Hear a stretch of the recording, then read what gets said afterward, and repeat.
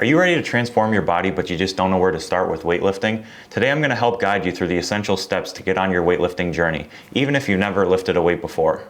Now before I start this video, I did want to mention that this is based on having access to gym equipment. However, I will be making a separate video on how to get started if you don't have any of that fancy gym equipment and you want to get fit at home. So let's get started. It's important to realize when it comes to weightlifting that there are primary muscle movers and secondary muscle movers for each exercise.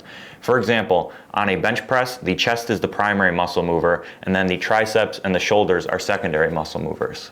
Knowing that, it's important to schedule your training on a daily and weekly basis in a way that doesn't overlap certain muscle groups. For example, training your triceps on a Monday and then training your chest the next day on Tuesday can limit the effectiveness of your chest exercise because your triceps are already fatigued, and thus they can become a limiting factor on your chest movements.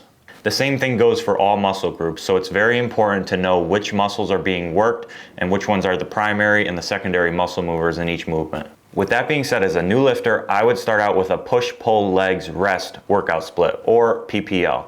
So essentially, this workout split splits all of the pushing movements into one day, the pull movements into the second day, and all the leg movements into a third day, and then a rest day on the fourth day.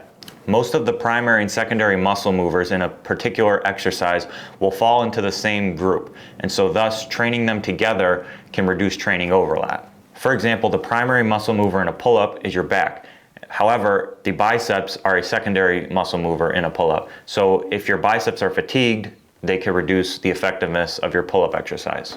This workout split ensures that there is minimal training overlap, and so thus each body part has adequate rest in between. This reduces the likelihood that one body part's fatigue will be a limiting factor in another body part's workout. So now that we have the push-pull leg split chosen, we have to populate it with some exercises. So on a push day, I would shoot for 3 chest movements, 3 tricep movements, and then between 2 and 3 shoulder movements. For chest, I really like any type of machine press, whether it's seated or lying, so I would start off with that.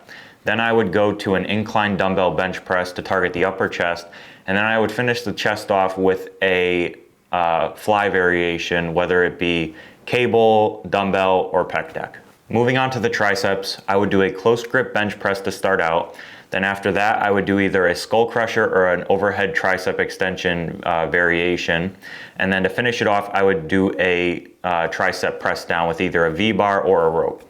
Now for shoulders, I would do a seated shoulder press to start, and then after that I would move to a side lateral raise with dumbbells, and then if you're feeling up to it, you could finish off the day with a side lateral raise machine. So for this push day, I would do maybe 1 to 2 warm-up sets to figure out what weight you're comfortable with using, and then after that I would get into 4 working sets with the weight that you are comfortable with. And then in terms of a rep range, I would shoot for 8 to 12 reps of challenging weight per movement. Now let's move on to our pull day. I would shoot for 4 back movements and between 2 and 3 bicep movements. For the back, I would do a seated wide grip lat pull down on the cable machine to target our lats. Then after that, I would go over and I would do a seated cable machine row with a neutral grip. After that, I would go over to a T-bar row and do that with a wide grip.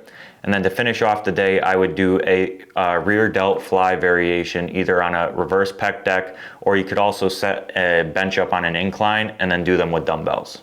Now to kill our biceps, I would start off with a preacher curl. You could do either an easy bar or you could do a machine, whichever you're comfortable with, to really target the short head of that bicep. Next, I would do standing alternating dumbbell curls to hit the brachialis. And then after that, I would grab an incline bench and I would do incline dumbbell curls to hit the long head. So for this pull day, again, I would do maybe 1 to 2 warm-up sets to gauge what you could do. And then I would get into 4 working sets. And then in terms of rep range, again, I would do 8 to 12 reps. That's what I would shoot for. Finishing off with leg day, we're going to do 5 movements in total. We're going to do 2 movements to target the quads, 2 to target the hamstrings, and then 1 to target the calves. So for the quads, we're going to start out with a machine leg extension, and then we're going to move over to a leg press with a somewhat narrow foot placement to target more of the quads. Now for the hamstrings, we're going to start out with either a seated or a lying hamstring curl, whichever you feel comfortable with. Then after we're done with that, we're going to go and we're going to do RDLs with either a barbell or a dumbbell, also whichever you feel comfortable with. Personally, I recommend the barbell if you're just starting out.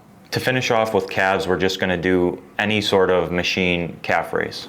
So for this leg day, again, I would do maybe 1 to 2 warm-up sets to gauge what you're comfortable with. And then I would do, again, 4 working sets and shoot for 8 to 12 reps of a challenging weight.